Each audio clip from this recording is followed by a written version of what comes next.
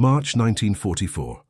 The Florida Gulf Coast shimmered under an unforgiving sun as Corporal Takeshi Yamamoto stood behind barbed wire at Camp Gordon Johnston, watching American fishing boats bobbing in the harbor just beyond his reach. He had spent 7 months believing his captivity would mean hard labor in mines or factories, punishment for fighting against the United States. The other prisoners whispered that Americans treated captives worse than anything they had been told by their officers before surrender. They expected cruelty, starvation, perhaps even something far worse. They were completely wrong about what awaited them in the waters off the Florida coast. Before we dive into this story, make sure to subscribe to the channel and tell me in the comments where you are watching from. It really helps support the channel. What these men were about to experience would shatter every belief they held about their enemies, transform their understanding of honor and defeat, and create one of the most unexpected chapters of the entire conflict. The fishing boats they saw were not symbols of their imprisonment. They were about to become instruments of their salvation. Lieutenant Commander Harold Patterson stood at the window of his temporary office in the Coastal Command building, reviewing reports that made his jaw tighten with frustration. The Gulf shrimp industry was collapsing. Before the conflict began, over 3,000 fishing vessels had operated along the Florida coast. Now, with American fishermen serving overseas and fuel rationed to critical operations only, fewer than 800 boats remained active. The numbers told a devastating story. In 1942, the region had produced nearly 40 million pounds of shrimp. By early 1944, production had dropped to barely 12 million pounds. Coastal communities that had thrived for generations faced economic extinction. Patterson had served in the Pacific before a training accident left him with a permanent limp and a transfer to domestic operations.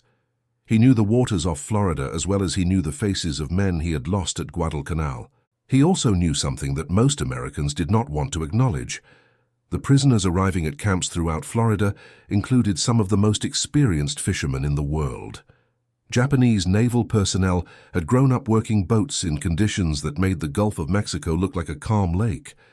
They understood nets, currents, and the behavior of marine life with an expertise that took decades to develop. The idea that had been forming in Patterson's mind for weeks seemed almost treasonous. Use enemy prisoners to harvest American seafood. Let the men who had been trying to sink American ships just months ago operate vessels in American waters. The risks seemed enormous.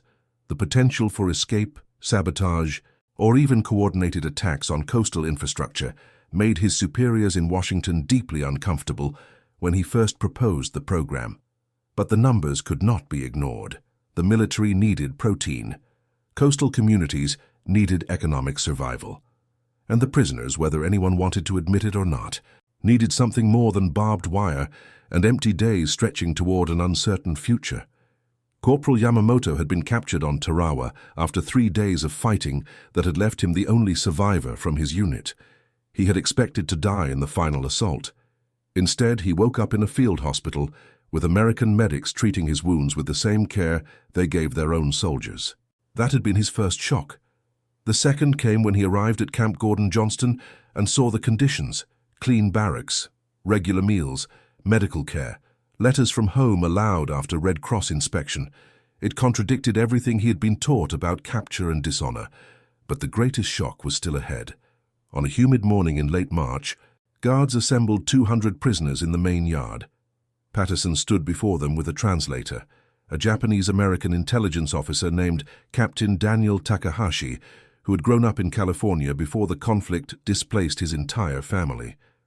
Takahashi spoke both languages flawlessly, but more importantly, he understood the cultural bridge that needed to be built. Patterson's proposal was simple and completely unprecedented.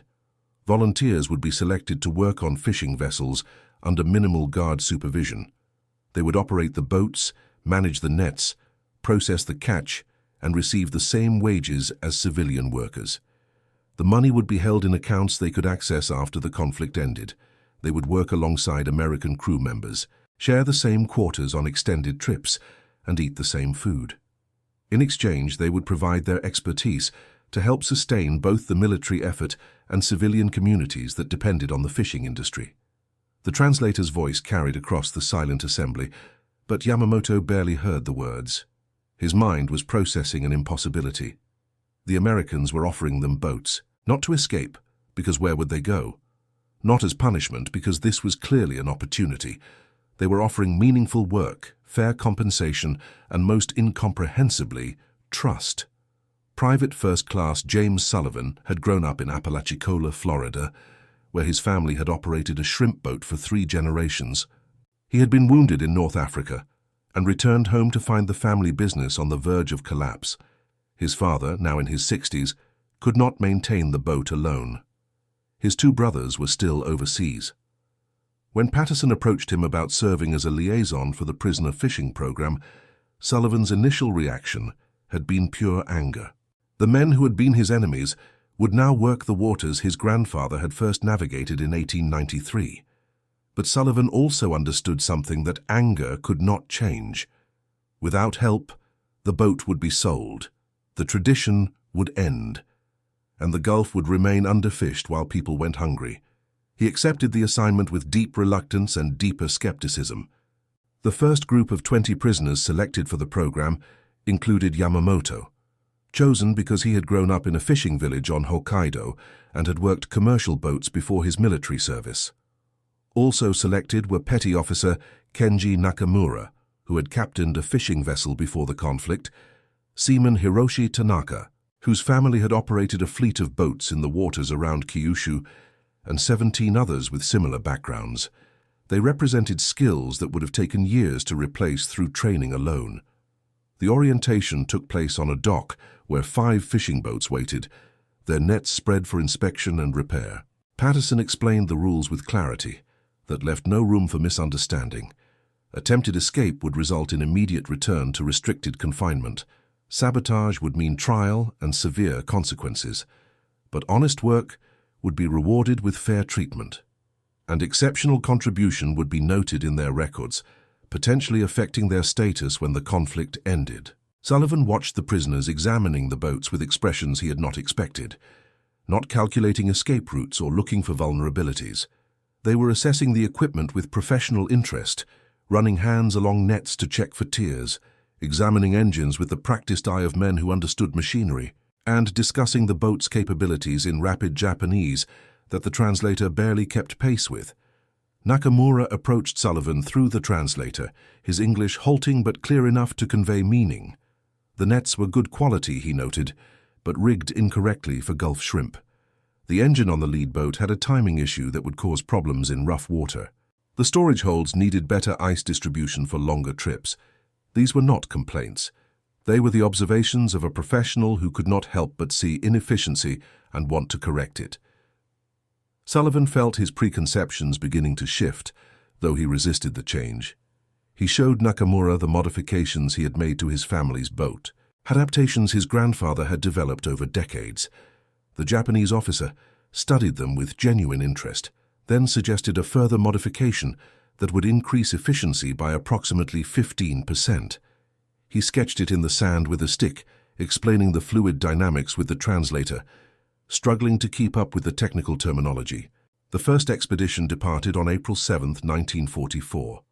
5 boats, each carrying a mixed crew of American supervisors and Japanese prisoners, headed into the Gulf for what was planned as a 3-day trip.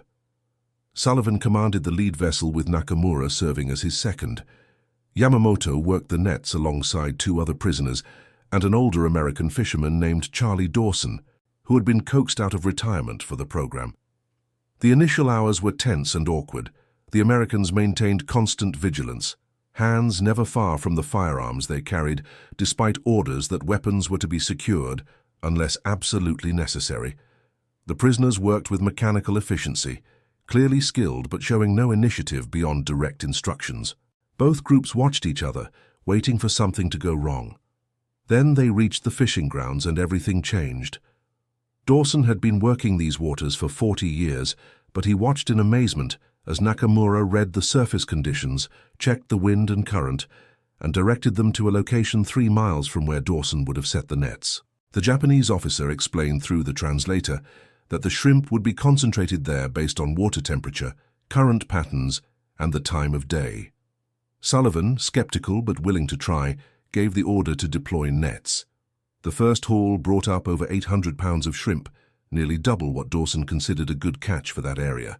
The second haul was even better. By the end of the first day, they had exceeded the entire projected 3-day harvest. The other boats, following Nakamura's directions relayed by radio, reported similar results. That night, anchored in calm water, something unexpected happened.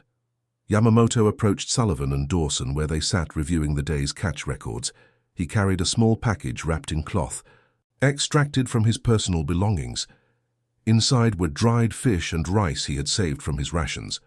Through gestures more than words, he offered to prepare a traditional fisherman's meal, the kind his family had made after successful trips. It was not just food. It was a cultural offering, an attempt to bridge the gap between captor and captive through the shared language of the sea. Dawson looked at Sullivan, who nodded slowly. They watched as Yamamoto prepared the meal with careful precision, using techniques that neither American had seen before. When he offered them portions, Sullivan hesitated only a moment before accepting. The taste was unfamiliar but not unpleasant, seasoned with herbs that Yamamoto had somehow managed to keep through his capture and imprisonment.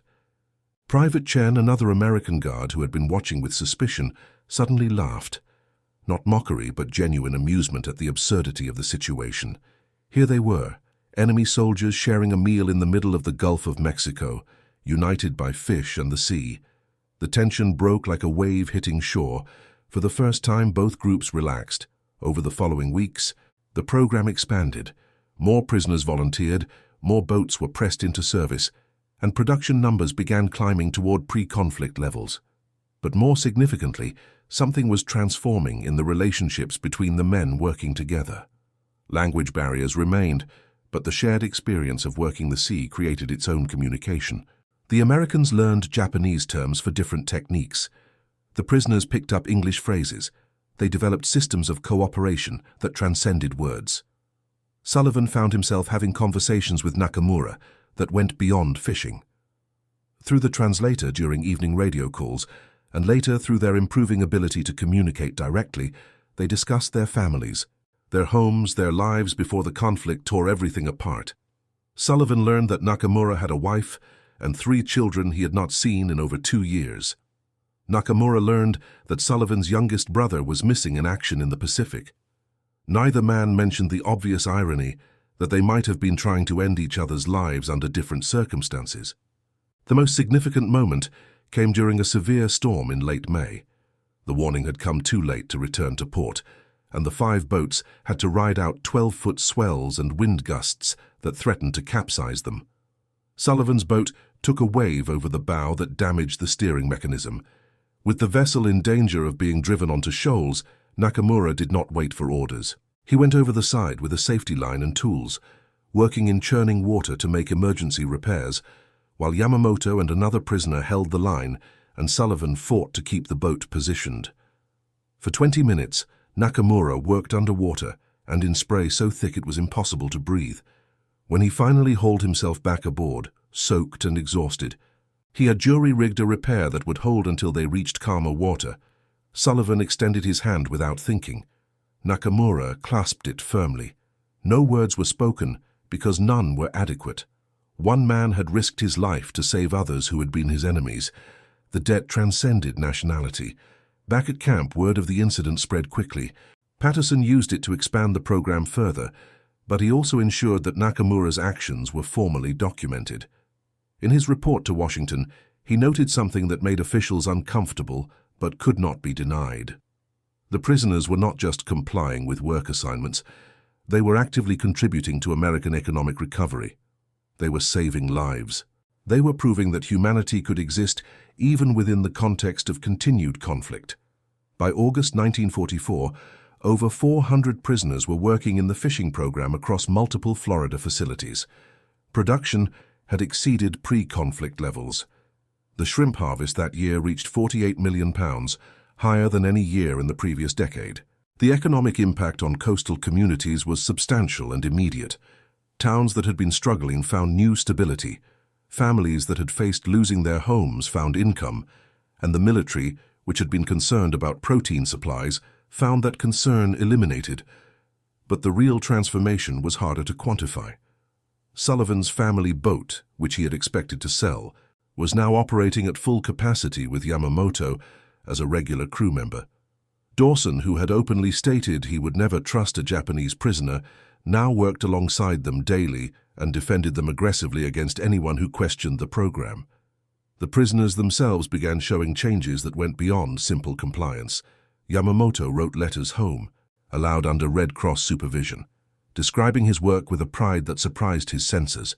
He was not just surviving captivity, he was practicing his profession, contributing meaningful work, and being treated with respect. The internal conflict this created was profound. Everything he had been taught said that capture was ultimate dishonor, that working for the enemy was betrayal. Yet he could not reconcile those teachings with the reality of his daily experience. In September, an incident occurred that tested the entire program. One of the prisoners, a young seaman named Toshiro Kobayashi, attempted to escape from a boat during a night operation. He dove overboard and swam toward shore before being recaptured by Coast Guard patrol. The incident could have ended the entire program. Washington was ready to shut it down immediately, but something unexpected happened. The other Japanese prisoners, led by Nakamura, formally requested a meeting with Patterson. Through Takahashi, they explained that Kobayashi had been struggling with the psychological burden of what he perceived as collaboration. His escape attempt was not rejection of the treatment he had received, but inability to reconcile that treatment with his understanding of honor.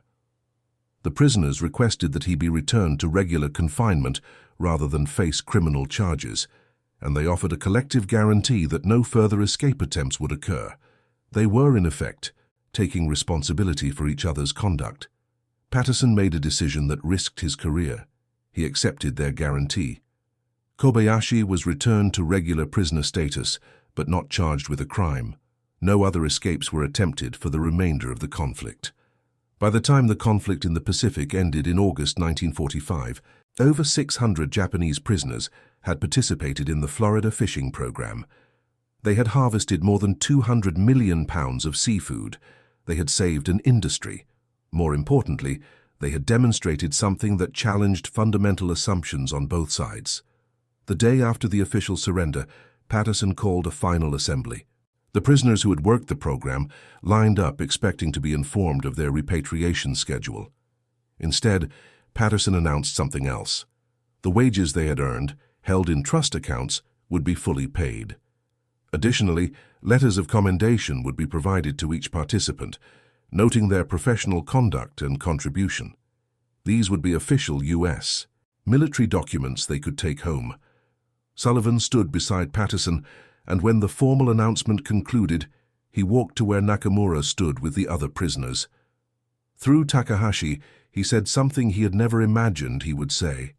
He thanked them, not as Americans thanking prisoners for compliance, but as one fisherman thanking another for saving an industry and a way of life. Nakamura responded with equal formality, but his words carried weight that transcended translation. He said that they had arrived believing they would be treated as dishonored enemies. Instead, they had been given work, respect, and the opportunity to maintain their dignity. They had learned that their former enemies were not so different from themselves. Both groups loved the sea. Both understood the pride of good work. Both had families they missed and lives they wanted to return to. The repatriation process took months. As prisoners prepared to return to a homeland that had been devastated by the conflict, many expressed conflicted feelings. They were eager to reunite with families, but apprehensive about returning to a culture that viewed capture as ultimate shame. The letters and commendations they carried might mean nothing, or they might provide some validation that their experience had been honorable in a way their society did not recognize. Yamamoto left Florida in November 1945. Before boarding the transport ship, he found Sullivan and presented him with a small carved wooden figure of a fisherman. He had made it during evening hours over several months, using tools borrowed from the camp workshop. It was a gift of appreciation, but more than that, it was a tangible symbol of something neither man could fully express in words. Sullivan kept that carving on his boat for the rest of his working life. It sat in the wheelhouse, a small wooden reminder that enemies could become colleagues.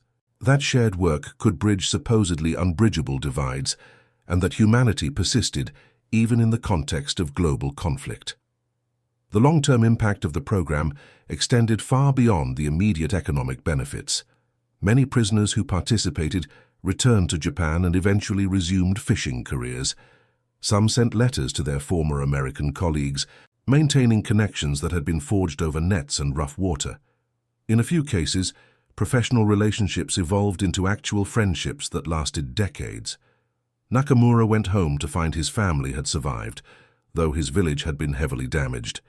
He rebuilt his fishing business using techniques he had learned from Americans, combined with traditional Japanese methods. In 1953, he wrote to Patterson, who had retired from the military and was working in fisheries management. The letter described how the experience in Florida had given him not just survival during captivity, but a broader perspective on the conflict and its aftermath. He had learned that the men he fought against were not the demons described in propaganda, but people much like himself. Patterson kept that letter and many others like it as evidence of what he considered his most significant contribution during the entire conflict.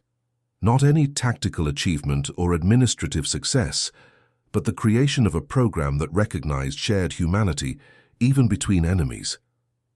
In interviews late in his life, he reflected that the fishing program had taught him something crucial, that people could transcend nationality when united by common work, common challenges, and mutual respect. The program itself became a minor footnote in official histories of the conflict, rarely mentioned in standard accounts. But for the communities along the Florida Gulf Coast, for the prisoners who participated, and for the Americans who worked alongside them, it represented something more significant than its size suggested. It proved that even in the middle of the most destructive conflict in human history, there was room for unexpected cooperation, for humanity to emerge from unlikely circumstances, and for former enemies to recognize each other not as abstractions, but as individuals. The fishing boats that had once seemed like a trick to Yamamoto and the other prisoners became symbols of a different kind of truth. Not the simple narrative of victors and vanquished, but the more complex reality that people forced into opposition by forces beyond their control could still find common ground. That work and respect could build bridges even when nations remained at conflict. That the future did not have to be defined entirely by the immediate past.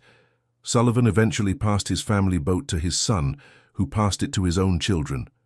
Each generation heard the story of the Japanese prisoners who had worked alongside their grandfather, who had saved the family business and taught valuable techniques that became standard practice. The wooden carving Yamamoto made still exists, now in a maritime museum in Apalachicola, accompanied by photographs and documents from the program. One photograph taken in June 1945 shows a fishing boat crew, 3 Americans and 4 Japanese prisoners, standing together on deck with a record catch spread before them. They are not posed formally. They are relaxed, some smiling, all showing the easy familiarity of men who have worked together long enough to develop genuine camaraderie. Looking at that photograph decades later, it is impossible to tell at first glance who were the captors and who were the captives. They are simply fishermen united by the sea and the work they shared. That image captures something essential about what happened in those Florida waters during 1944 and 45. It shows that the categories we create during conflict, however necessary they may seem in the moment, are never complete descriptions of human reality. That people contain more complexity than enemy or ally, that circumstances can reveal unexpected possibilities, and that sometimes the most significant victories come not from defeating others, but from discovering that defeat and victory are not the only possible outcomes. The prisoners who worked the fishing boats learned that Americans could be fair, respectful, and even compassionate toward those who had been their enemies.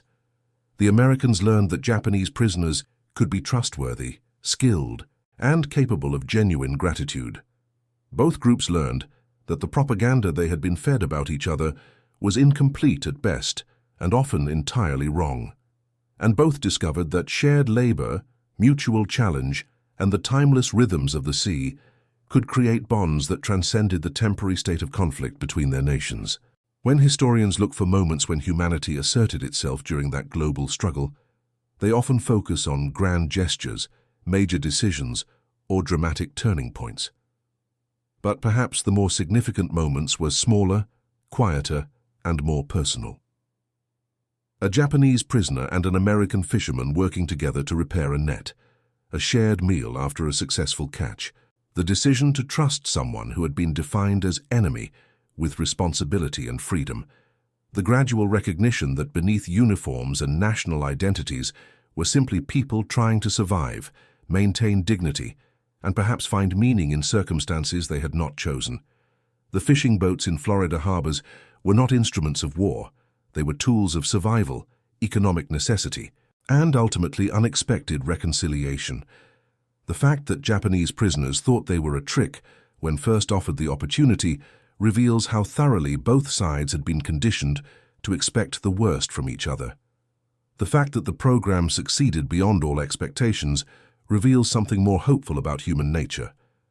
That given the opportunity, people will often choose cooperation over hostility, respect over contempt, and humanity over the dehumanizing categories that conflict tries to impose. And that concludes our story. If you made it this far, please share your thoughts in the comments. What part of this historical account surprised you most? Do not forget to subscribe for more untold stories from World War II and check out the video on screen for another incredible tale from history. Until next time.